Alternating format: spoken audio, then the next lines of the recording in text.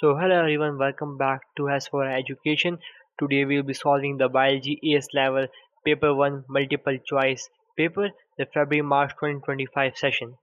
So the time allowed for this paper is 1 hour and 15 minutes and this paper is for 40 marks.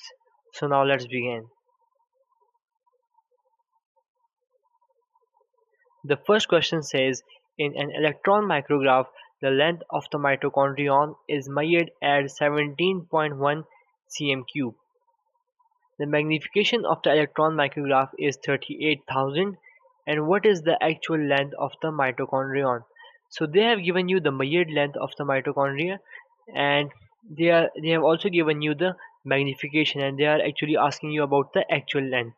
So we know that the formula for magnification is equals to measured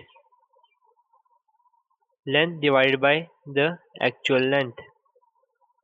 Now they have given you the magnification and the measured, so you have to just exchange the places for the actual length. So this will become measured divided by magnification.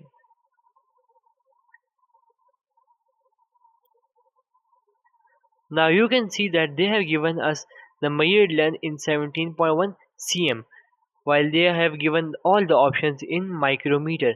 So we know that micrometer is a small unit, so we have to multiply it by 10 power 4 to convert cm to micrometer, and then divide by 38,000.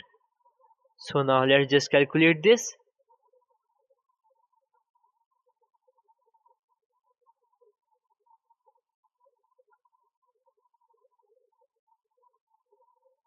This comes out to be 4.5 micrometer. So the answer for first question is D.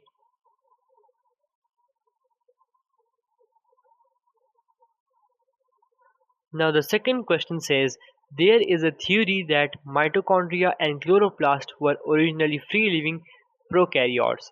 It is thought that millions of years ago, these free-living prokaryotes were taken into the larger cells by endocytosis, where instead of being digested, they became functional organelles. So which features of the mitochondria and chloroplast support this theory? So now let's have a look at the statements. Mitochondria and chloroplast are surrounded by double membrane. So this actually supports which theory? That it will protect it from being ingested. Now the second statement says mitochondria and chloroplast have a small circular DNA. So this means that they can carry out protein synthesis and via their own transcription and translation process they can make their own functional proteins that will be necessary for their living.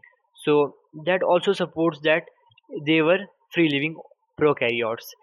The third statement says mitochondria and chloroplast synthesize proteins, so this also validates the second point. So these all of them will be correct. So the answer for this one will be A.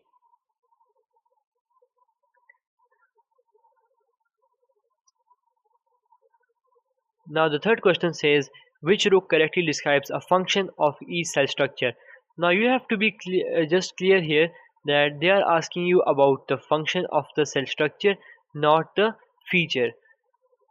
Because if you have a look at the options, you can see that lysosome, they have just stated that digestion of unwanted structures. Now we know that this actually refers to autophagy, which is the programmed cell death of the unwanted structure, or you can say the worn out structures. So now this can be actually be correct because this is a function of the lysosome. Now as you can see in the C and the D, they are actually saying that spherical sacs containing hydraulic enzymes. Now this is a feature, that is not a function, okay? So we can just eliminate C and D. Let's scrutinize between A and B. So mitochondria abundant in sites of an active transport. This is again a feature and not a you can say function. Now the second says ATP synthesis. So we know that it synthesizes ATP via ATP synthase. So and the smooth endoplasmic reticulum, it is involved in the lipid production or in the hormones production, not the processing of proteins. The processing of proteins is done by Golgi body.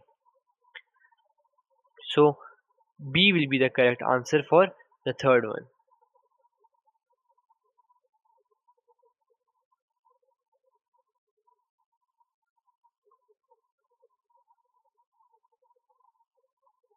Now fourth says which cell components are present in typical prokaryote cells. So now we know that in the prokaryote cells we have a cell wall, a DNA, a circular DNA, and 70s ribosomes. And they have a cell wall made of peptidoglycan, you can also say murine. So they have a cell wall, this is correct, but they don't have the 80s ribosome. So the answer for fourth will be B as well. Let's move on to the fifth. Fifth says X-ray analysis of fossilized cells found in rocks in central India dating back to 1.6 billion years has revealed several features. These cells are up to 145 micrometer long. Okay, so the second says the cells are joined end to end to form filaments. The cells contain some internal cell structures and the cells are surrounded by a cell wall. So which two features when taken together provide the most support for the conclusion that the cells are the plant cells? Now one thing you should know is that in the plant cells we have the cell wall, and we also should know about the cell size of the plant cells. So you should note that the cell size, the average cell size, okay, of plant cell is about 100 micrometer. So this one actually supports the statement. The second is actually a trick, and it will just, you can say, trick you to think about the xylem vessels, because they have stated that the cells are joined end to end to form filaments, but this does not actually support the structure for all plant cells, so this will be incorrect. Third one says the cells contain some internal structures. Now they are again just trying to confuse you with the chloroplast, so this will also be wrong. Then they have said that the cells are surrounded by a cell wall. Now this is correct because all plant cells have a cell wall made of cellulose. Then this will be correct. So 1 and 4 will be the answer, and our answer will be B.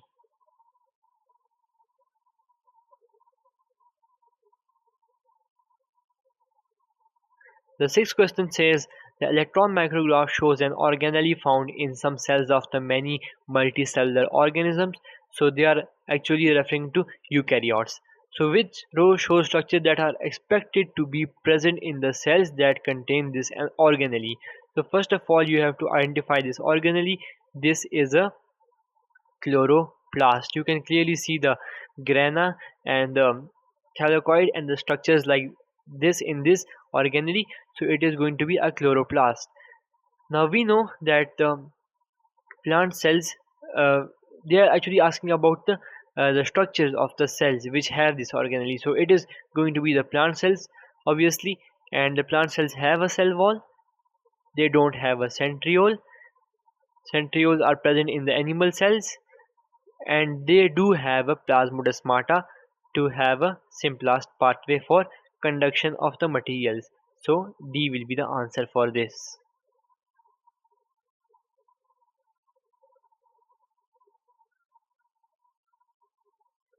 Now they are talking about what could take place during the hydrolysis reaction. Now they are saying a glycosidic bond is broken, This is true because in a hydrolysis reaction, they are just referring to any kind of hydrolysis reaction. It can be the hydrolysis of a polypeptide, it can be the hydrolysis of a, you can say, a polysaccharide also, or disaccharide. So any bond that is broken, that is considered a hydrolysis reaction. So this one will be true. Second says a molecule of water is produced. This will be incorrect because the molecule of the water is produced in the condensation reaction when two or more molecules join up together and the H and the OH are just cut it out from that molecules, so they form a molecule of water. Instead, in the hydrolysis reaction, water or H2O is used up to to hydrolyze the bond. Third says a sucrose molecule is split into fructose and glucose. This is correct because we know that sucrose is made up of beta fructose and alpha glucose. So this is correct. So our answer will be 1 and 3. So C is the answer.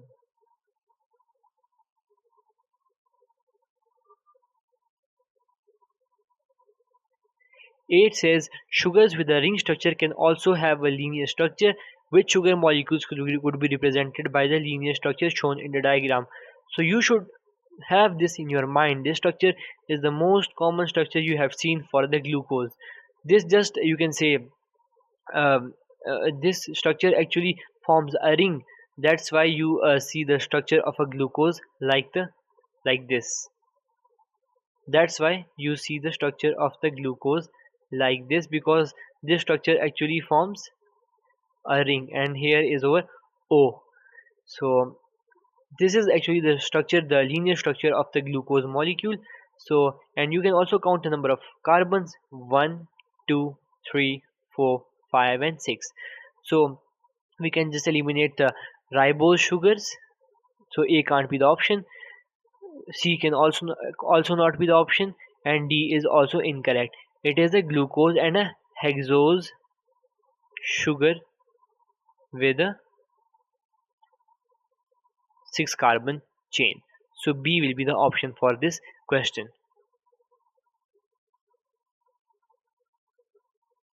9 says which statement about triglyceride is correct? So A says each triglyceride molecule is found by combining three fatty acid molecule with a glycogen molecule. No, this is incorrect because we know that a glycerol plus three fatty acids combine to make a triglyceride. So these combine to make a triglyceride. So A will be incorrect. B says a triglyceride molecule contains 4 ester bonds. No, because 3 fatty acids combine with the OH of the glycerol, which is trihydroxy alcohol, to form 3 ester bonds. So this will also be incorrect. C says triglyceride molecules form a bilayer in the cell surface membrane of the cells due to the hydrophobic and the hydrophilic interactions. We know that the phospholipid does this, and the phospholipid molecules also forms a bilayer because they have a hydrophilic and the hydrophobic sections, and it is, you can say, it has a dual nature in the hydrophobic and the hydrophilic interactions. So it actually forms you can say, a partially permeable membrane. So this is also incorrect. The D says, which is also a very common fact about a triglyceride, is that the oxygen to the carbon ratio in the triglyceride is lower than for the carbohydrate. So this point is correct, and you should remember this point because this is mostly tested, and this question is actually repeated is repeated 2 to 3 times in the past years.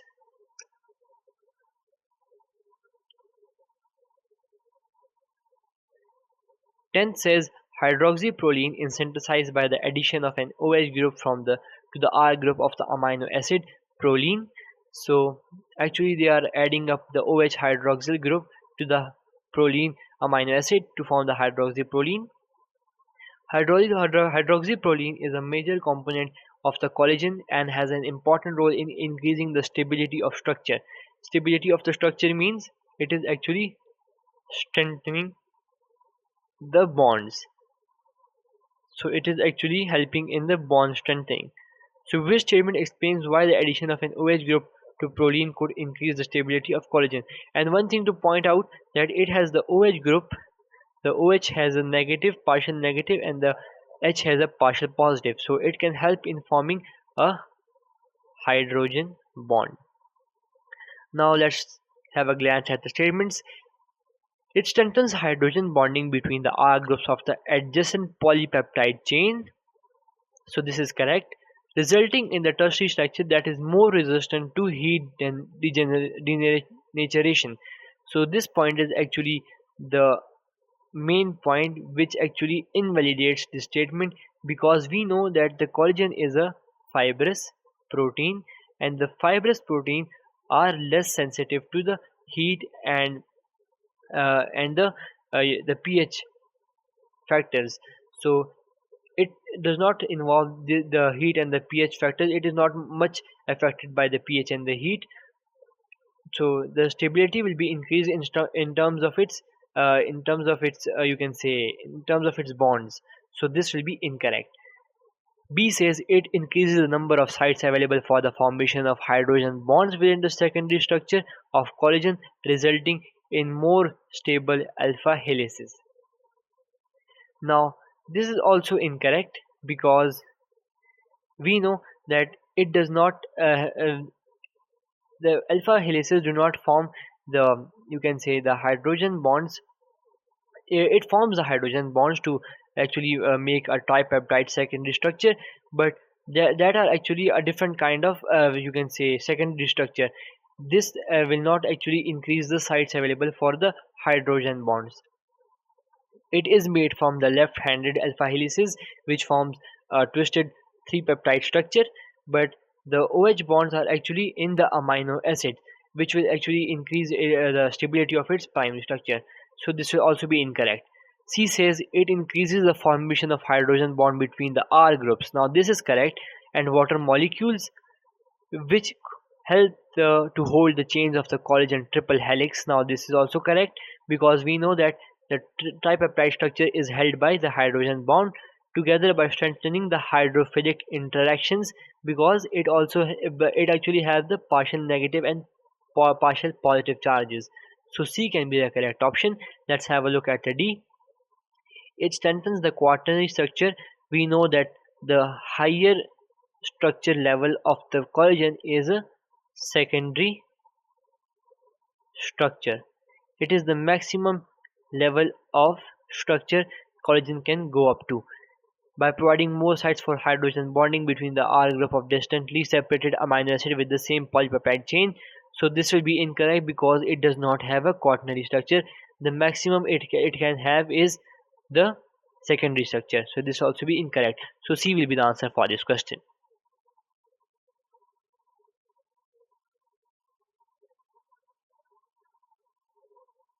Now 11th says plant cell walls are strengthened by the cellulose molecules that are arranged in several layers. Within each layer, the cellulose molecules are arranged in the same direction. So they are actually telling you about within one molecule only. So in the one molecule, they are arranged in the same direction. You can also say in parallel. So which shows the bond that hold the adjacent cellulose molecules within each layer. Now they are asking you about the layer, not the molecule. Okay, so they are asking you about the molecules in the different layer. So we know that the cellulose molecule have staggering and overlapping ends. Now we can understand by this that it have the OH groups in multiple directions. It has a structure like this. It have the arrangement of the cellulose molecule in the different layers is in the different directions actually. So it is in different directions, not parallel. and the bonds that hold the adjacent molecules together, that is obviously the hydrogen bonds because of these OH or hydroxyl groups. The partial negative oxygen makes a bond with the partial positive of the adjacent molecule. So C will be the option for this question.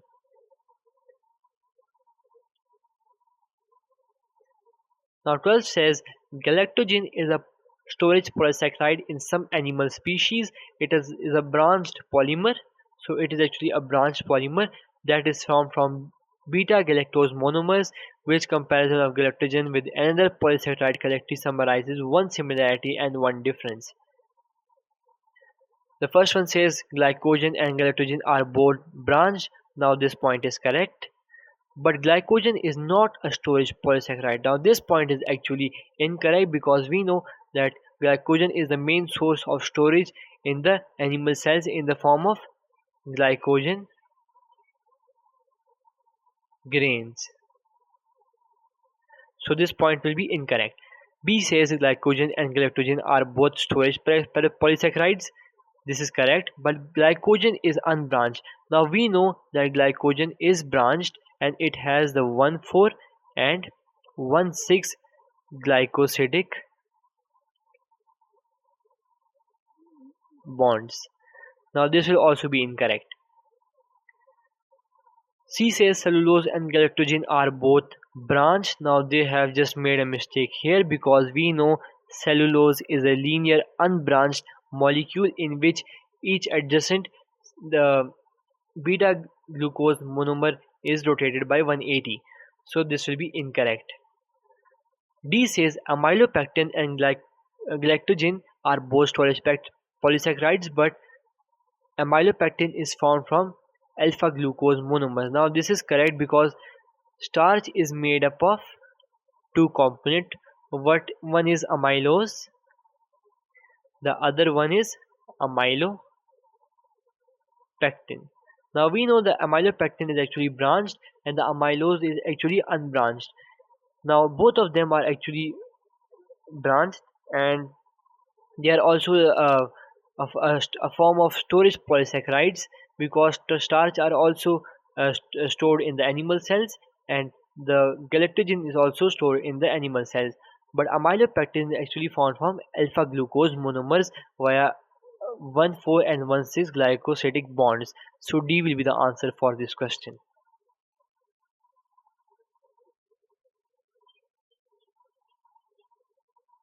Now 13 says which levels of protein structure are always involved in forming the active site of an enzyme. Now you have to be careful in this type of questions because they put up a condition like always. So you have to be very careful because they are just, you can say, confining the options. So now we have to look for the options that are always correct. So we know that enzyme is a, you can say, a 3D molecule. It has a tertiary structure, but it will not have a necessary, it is not necessary that it has a quaternary structure. Okay, it is not necessary that it has a quaternary structure because quaternary structure is not an obligation on the structure of enzyme. The enzyme can also exist as a tertiary structure, so it will not be always present in forming the level of protein structure. So enzyme can be made from primary, and primary and tertiary are important, which will always be involved in forming the active site. So B will be correct for this.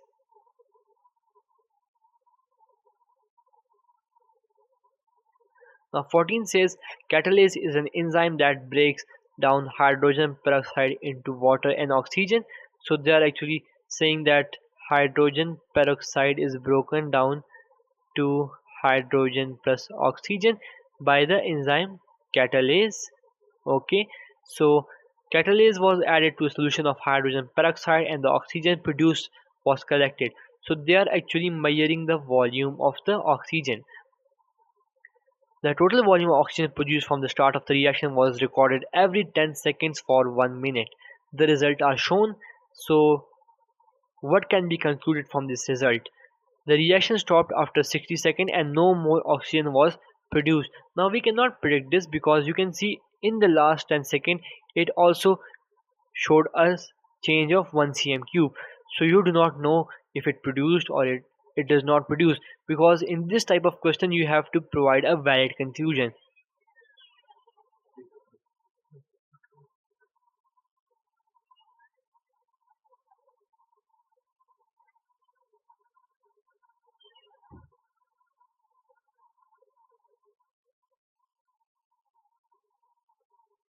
Now the second says the highest rate of oxygen production occurred 10 seconds after the start of the reaction.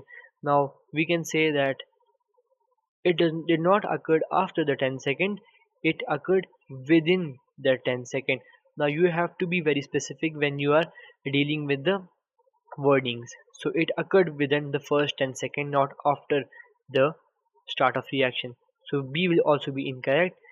C says it took more than 20 seconds from the start of reaction for the half of the substrate to be converted to water and oxygen.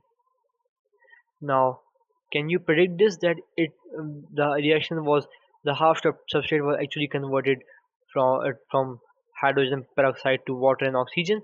No, we cannot predict this. So C will also be incorrect.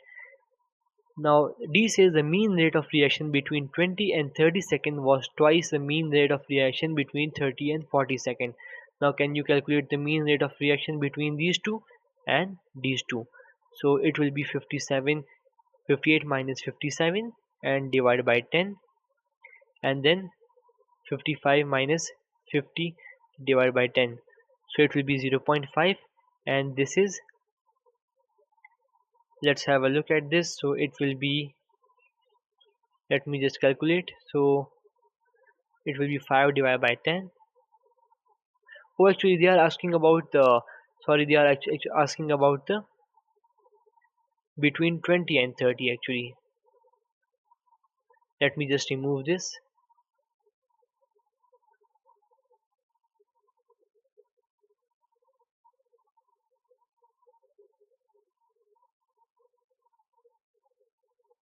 So they are asking about the 20 and 30. So it will be 40 minus 50 divided by 10. It comes out to be, let's calculate this and this.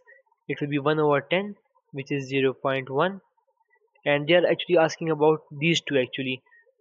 Let me just remove this. Okay, so we have just made a mistake. Let's just remove this.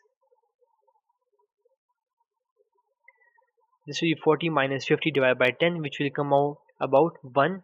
And for this we will have between 30 and 40, we will have about 5 over 10, which will become 0.5.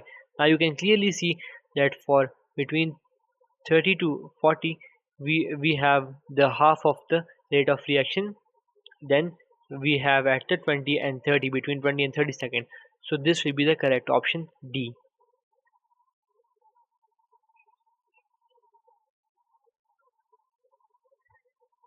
Now 15 says succinic dehydrogenase is an enzyme that catalyzes the conversion of succinate to fumarate in an aerobic respiration. Malonate is a reversible inhibitor of succinate dehydrogenase. Malonate reduces the enzyme activity by binding to the active site. So now one main point here, that it is a competitive inhibitor. Malonate and succinate cannot bind to the active site at the same time. So it just confirms that it is a competitive inhibitor. So what the effect have the competitive inhibitor have on the enzyme? It increases Km value and reduces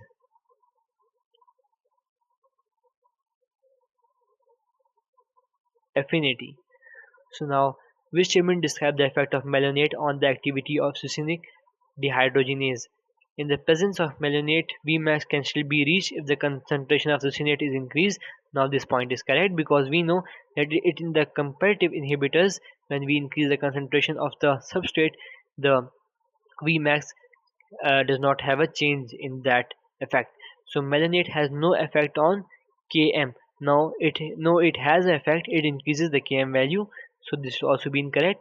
In the presence of melinate, Vmax can still be reached if the concentration of fumarate is increased. Now you should be just careful here that they are actually talking about the fumarate. You can say the product. So the product, if we increase the concentration of the product, there is no change. Melanate decreases the Km value. No, this is incorrect because it increases the Km value and reduces the affinity. So A will be the answer for this question.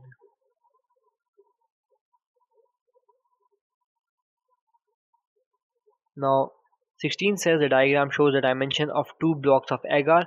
The diagram has been drawn to scale. The blocks of the agar were stained pink with pH indicator. In the acidic conditions, the pink pH indicator becomes colorless. The two blocks of agar were placed in a beaker of acid at the same time.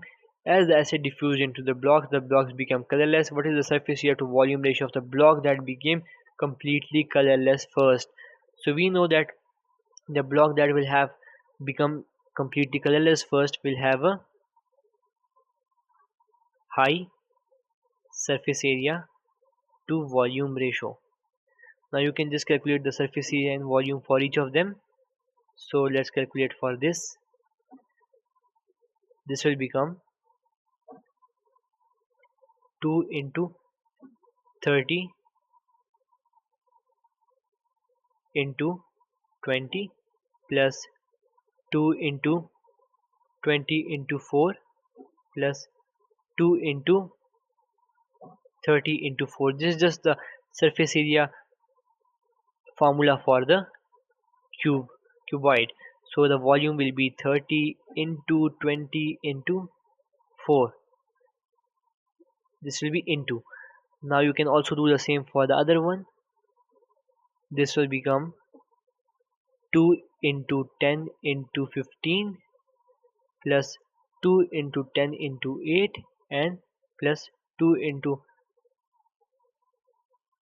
8 into 15, and the volume will be 10 into 15 into 8. So now you can calculate this.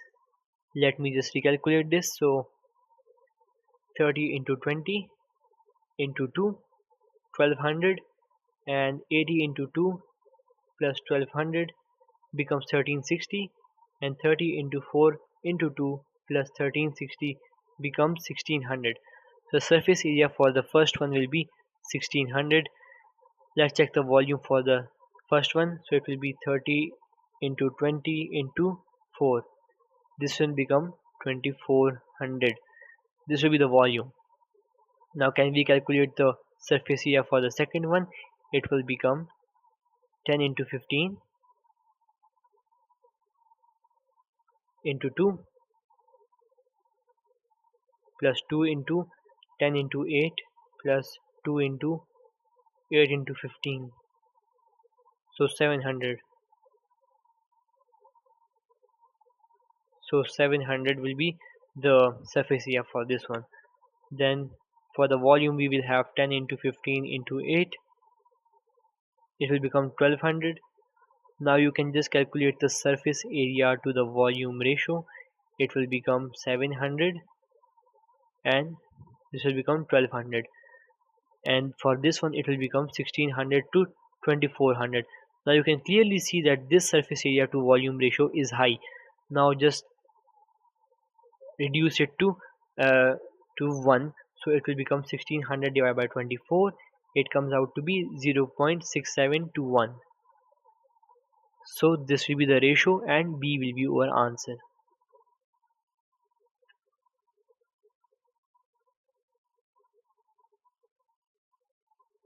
D says the graph shows how the rate of facilitated diffusion of substance X across the cell surface membrane changed as the concentration of the substance X is increased. All conditions except for the concentration of substance X were kept constant. Temperature was maintained. Which statement about the rate of facilitated diffusion is correct?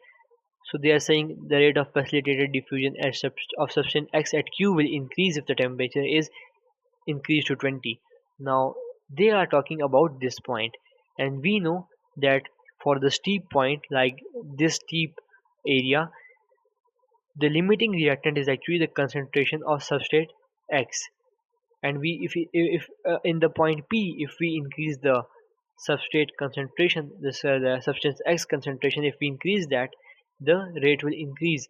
But at Q, the other factors such as the temperature will be the limiting reactant. So now this point will be correct, because if we increase the temperature, the rate of reaction will increase.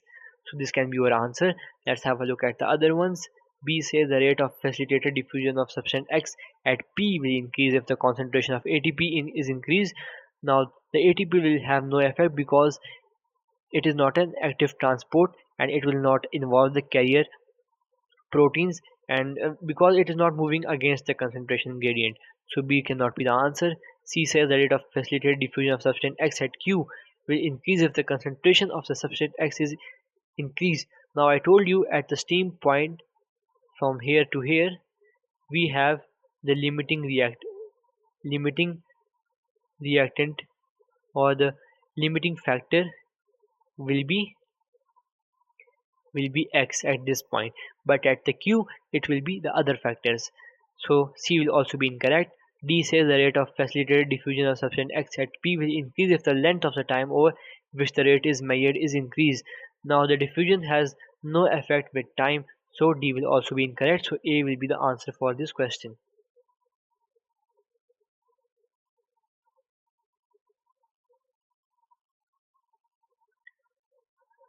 Now 18 says which molecule forms a bilayer in the cell surface membrane of a bacterial cell. Now this actually just confuses the people, because we know that the cell wall is made up of peptidoglycan. Now some of you will actually think that it is actually the bilayer of the surface membrane is also made from peptidoglycan, but that is not the case, because we know that the bilayer is always found from the phospholipid molecule. The bilayer is always formed from the phospholipid molecules, just like in the cell surface membrane of the animal cells. 19 says the nucleus in the body cell of a species of a fruit fly has 8 chromosomes. So how many strands? Just be careful here. They are talking about the strands, because usually they ask you about the molecules of the DNA. But you know that one molecule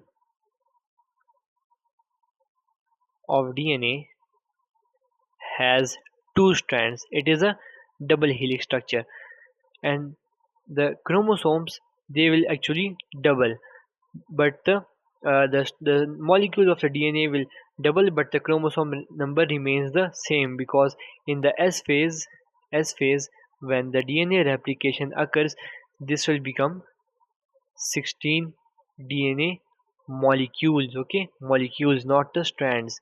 But also the chromosomes, they are just replicated, but we also always consider it the same number. So 16 DNA molecules, so they are asking about the strands, so it will be 2 into 16, which will be 32 strands. So C will be the answer for this. So this is actually a very confusing question, because most of the candidates will not focus on the word strands. 20th says the photomicrograph shows plant cells in different stages of the mitotic cell cycle. 4 of the cells are labeled with a number of to identify them.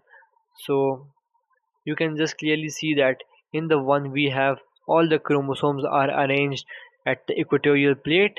So this will probably be the metaphase. And in the fourth, you can say all of them are just condensed, so this will be probably prophase. And in the third one, this is, I think, just probably after the anaphase, it will be telophase. And for the second one, this will be the end of anaphase, when they have just contracted and the sister chromatid have moved to the opposite poles. Now let's have a look at the options. One of the numbered cells is within the main stage of mitosis, in which the spindle begins to form. Now what is this talking about? This is talking about the prophase, because after this the spindle will form. A second number cell is within the main stage of the mitosis in which the spindle fiber shorten. Now they are talking about the anaphase, which row correctly identify the two cells that are in these stages. So it will probably be, let me just remove this, okay. So it will probably the metaphase, because in which they are talking about the spindle forms. So after the prophase the spindle forms. So what I think is it will be 1 and 2.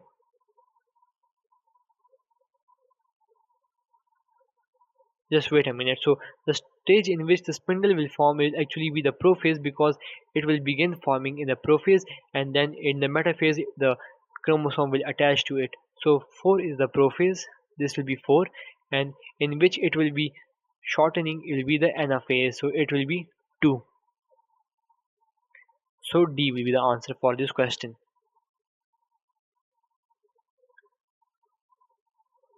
21 says which percentage of the chromosomal DNA present in a cell during the G1 phase is present in the same cell later in the same mitotic cycle during the prophase and during the telophase.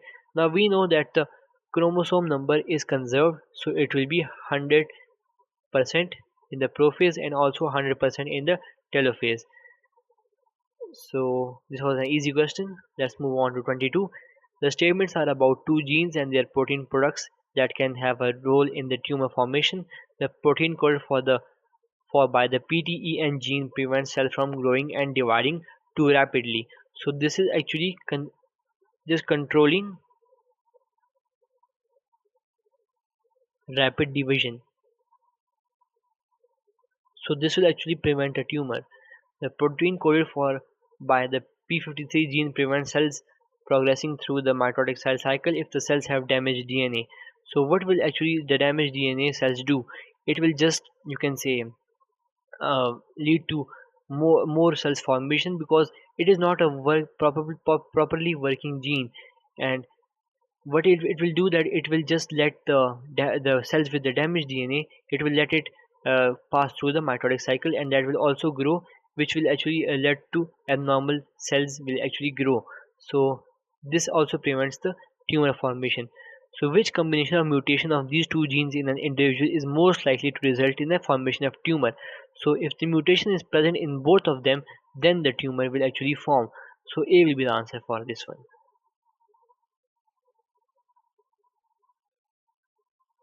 23 says telomerase is an enzyme that prevents the shortening of the telomeres.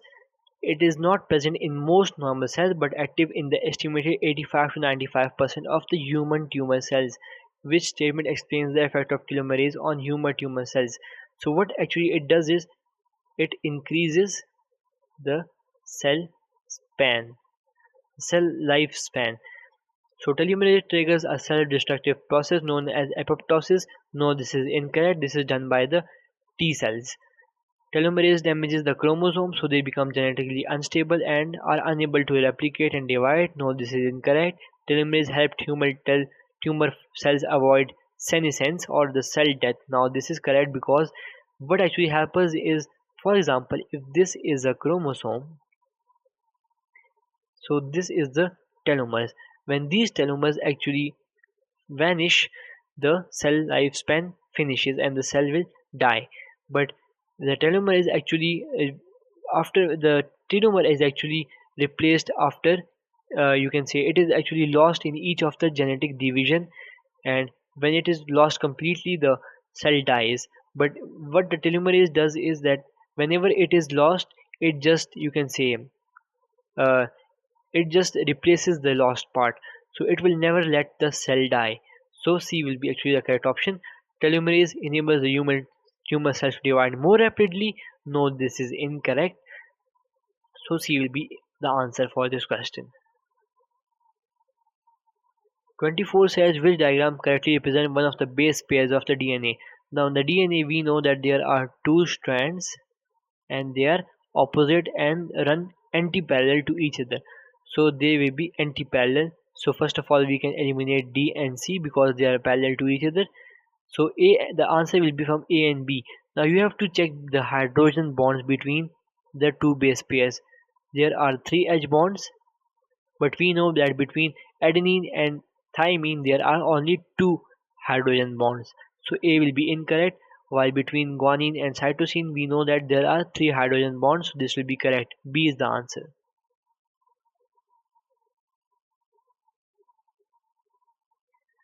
25 says the diagram represents the process of transcription of a gene in the nucleus of an animal cell. Which row correctly identifies P, Q, and R?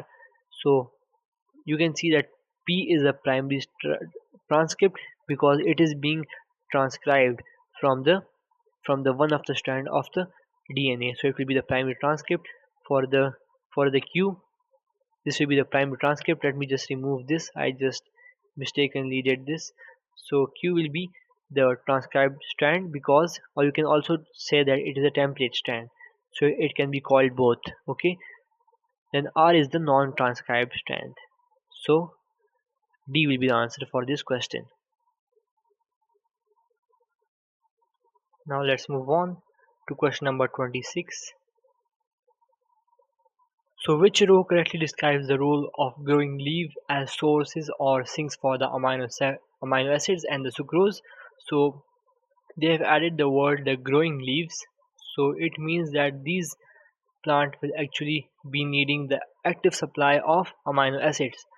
So the amino acids can both leave the leaves and the So the leaves can act as both the sources and the sinks, because it will act as a sink when it needs the amino acid to grow, and it will act as a source when it will be just, you can say, if it is in more amount, and then it will be transported to the, you can say, to the roots. So it can act as both the sources or sinks.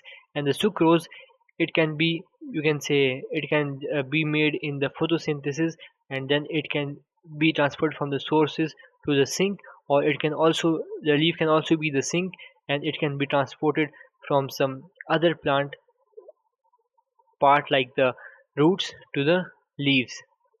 So D will be the option for this question. 27 says which row correctly matches each description to cilia or root hairs. So for the root hairs, you should know that only one root hair is present per cell, and the root hair cells actually contain the vacuoles. But the cilia are present more than one, and they are present in abundant amount on one ciliated cell. So C will be the option for this question. Now 28 says which changes occur as amino acids are moved into the phloem sieve tube at a source. So the change in water potential in the phloem sieve tube will actually decrease, sorry. So because we know, for example, if we are adding a solute into the solution, what will actually happen? The water content will decrease.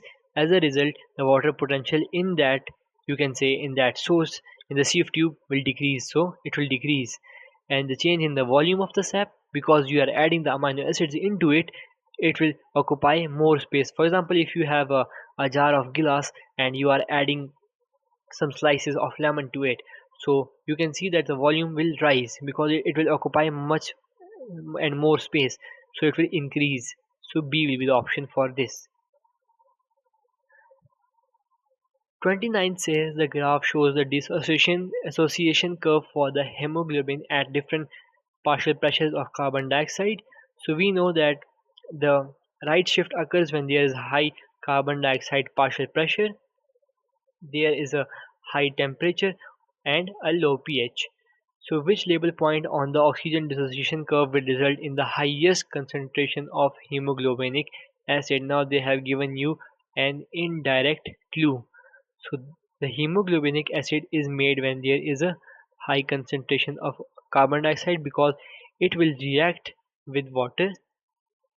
This will react with water to form the H2CO3, the carbonic acid, which will then dissociate into H plus ion and HCO minus 1 and 3 bicarbonate ion.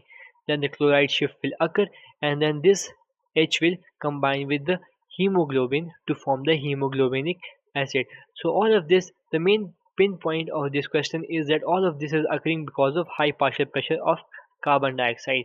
But you should know that if in case, for example, there is a right shift, you can say that the lower curve is actually the right shift.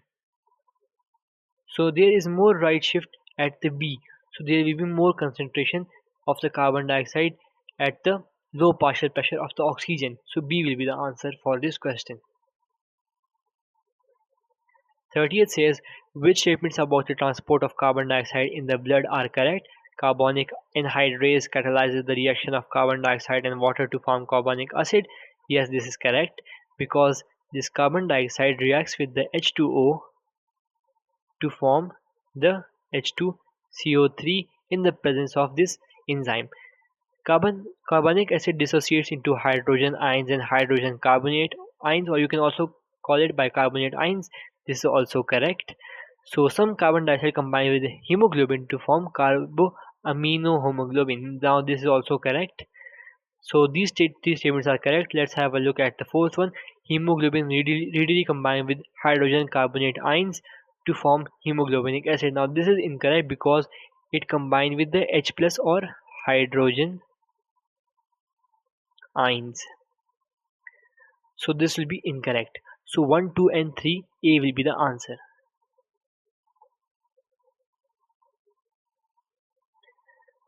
31 says what happens as a result of blood pressure in the left ventricle becoming higher. So this means it is contracting. When this will contract, the left atrium will actually relax, and this means that the blood will move out of the aorta. So the left ventricular valve closes. Now this is actually a valid point because we know that, for example, if this is the atrium and this is the ventricle, now the atrioventricular valve between these two, when this is contracting, this blood, this valve will actually close so that there is no backflow of the blood. So the left atrioventricular valve actually closes. So option A can be correct. Let's have a look at the other ones. The left ventricular valve opens. Now this is incorrect. It closes. The semilunar valve in the aorta closes. So there is no semilunar valve in the arteries. So this will be also incorrect. So A will be the answer for our question. 32 says the scanning electron micrograph shows the inner surface of a human trachea. What is the identity of the part of the electron micrograph labeled T? Now you can clearly see this hair-like projections and the protrusions. These are actually the cilia, and these dark stain structures, like they have labeled with T, these will actually be the goblet cells. So this will actually be the goblet cells, and these white stained particles, the very thin light stain, they are white stained because the you can say the rays of the electron microscope cannot pass through them. That's why they appear white. This will actually be the mucus because it is thick, so the rays cannot pass through it. So T will actually be the goblet cells. So B will be the answer. And there is no squamous epithelium cell in the trachea. It is in the alveoli. 33 says which row correctly summarizes the typical distribution of the cartilage and the smooth muscle within different parts of the gas exchange system of the humans. So bronchi has the cartilage and it also has the smooth muscle. It is correct, and it has actually the sections, and you can say the pieces of the cartilages, while the trachea had C-shaped cartilage. Now it is correct that the bronchioles do not have the cartilage, but they do have the smooth muscles. So only 1 and 3 is correct in these three. So 1 and 3. C will be the option for this question.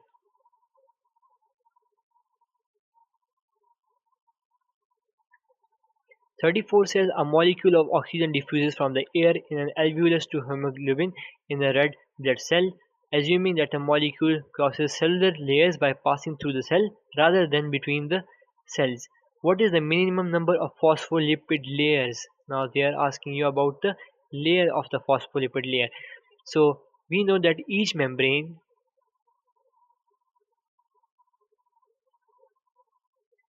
has two layer of phospholipid.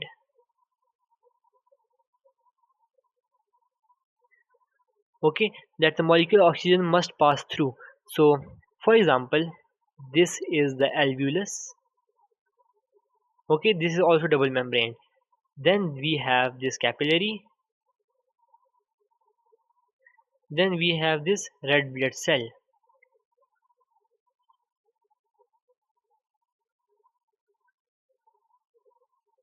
Okay, so now actually this is actually double membrane. If you just recall this, this is a double membrane structure.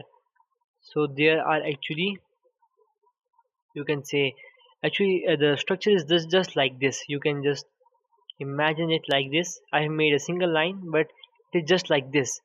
Okay, so now we know that the capillary is actually one cell thick, but that one cell thick layer is actually, it also have two layers actually. So these are two layers, so it will have four phospholipid bilayers, and this is also two layers, so it will also have four phospholipid bilayer. While sorry, this will have two because it is one cell thick. Okay, it does not have two layers. Now the red blood cell, it also has the cell surface membrane which has four phospholipid bilayers.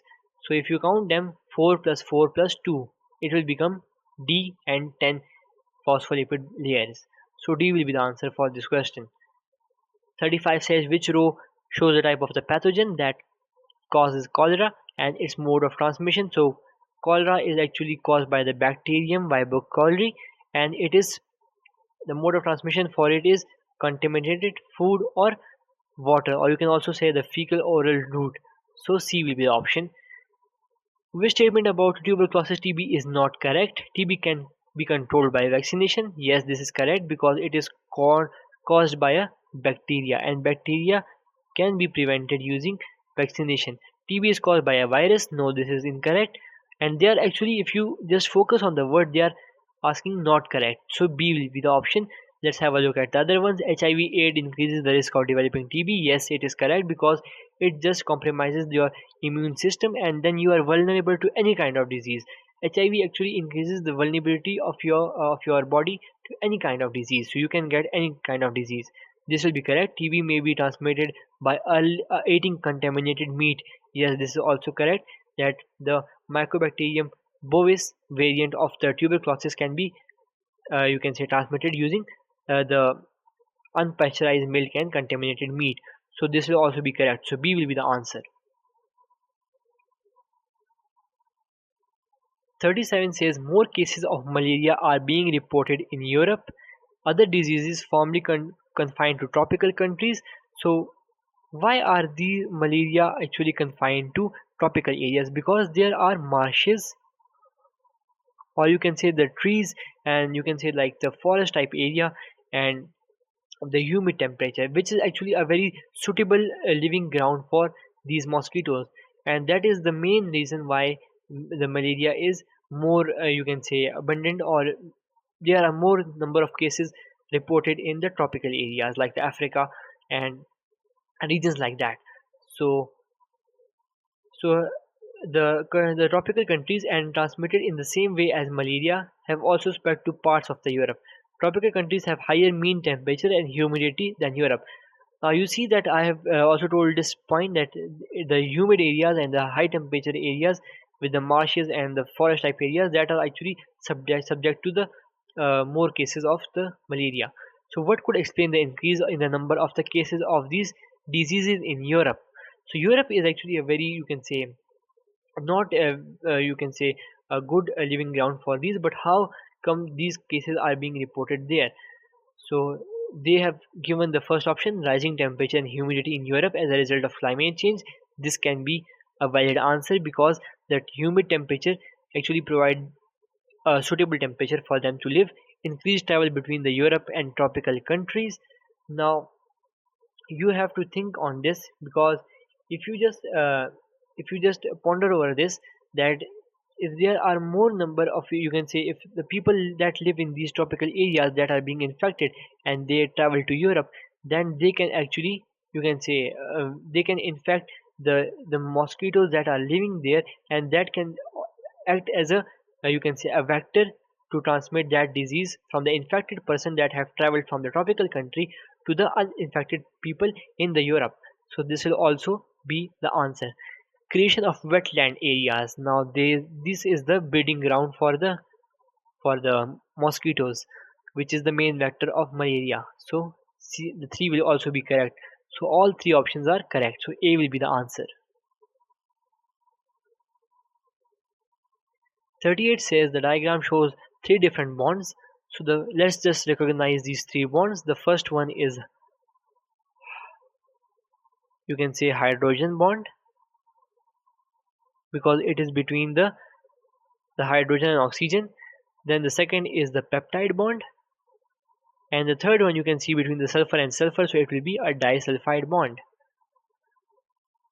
So which bonds are found in the antibody molecule? Now you know that antibody is also a tertiary structure protein, and we know in the tertiary structure,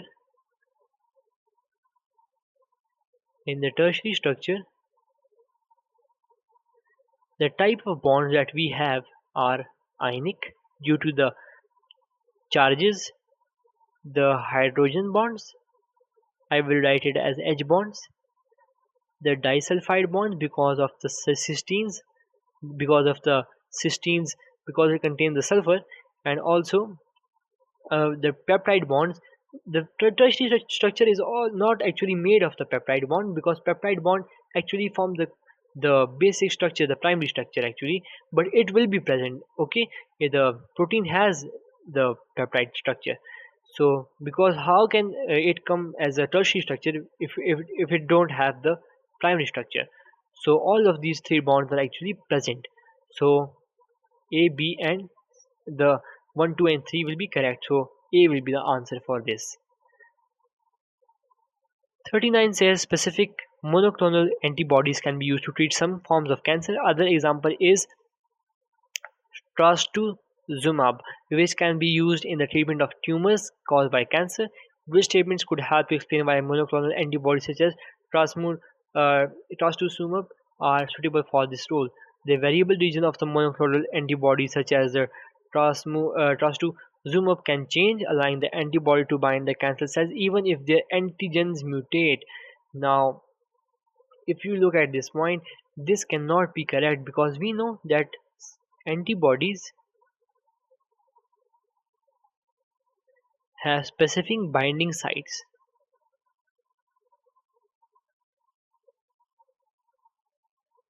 and they can actually bind to specific receptors.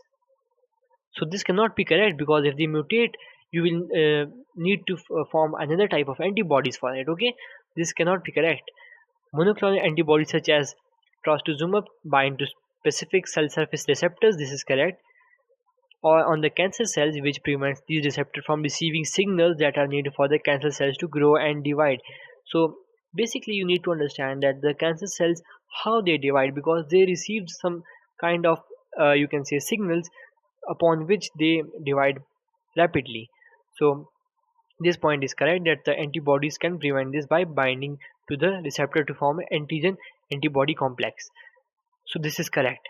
The antigen binding site of the monoclonal antibodies such as the trastuzumab are complementary to the antigens found on some cancer cells. Yes, this is correct, because we know the antibody are complementary to the binding sites and have stable tertiary structure that do not change. This is also correct. So antibody is actually specific to the antigen. So 2 and 3 will be correct. So D is the answer. 40th and the last MCQ says the HIV virus causes illness by infecting and destroying T helper cells. This leads to AIDS and inability to produce an effective immune response, which component of the immune system are produced less effectively when AIDS develop. So now they have given you the basic idea that it is destroying the T helper cells. So let's just, you can say, visualize that what happens when the T helper cells are destroyed. First of all, when the antigen presentation is done by the antigen presentation, let me just write it. So antigen presentation done by the macrophages, what actually happens that is the T helper cells bind to these points, and then they release the cytokines.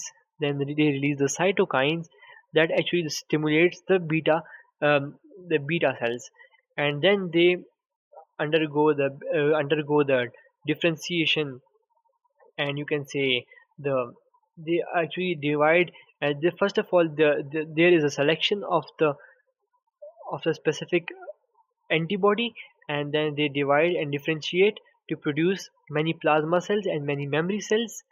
And out of that plasma cells then can release the antibodies that are specific to that type of disease. So if the T helper cell is actually destroyed, it cannot release the cytokines. That cytokines, if not produced, cannot stimulate the beta cells, and that beta cells then cannot undergo the selection, the clonal expansion, and the differentiation.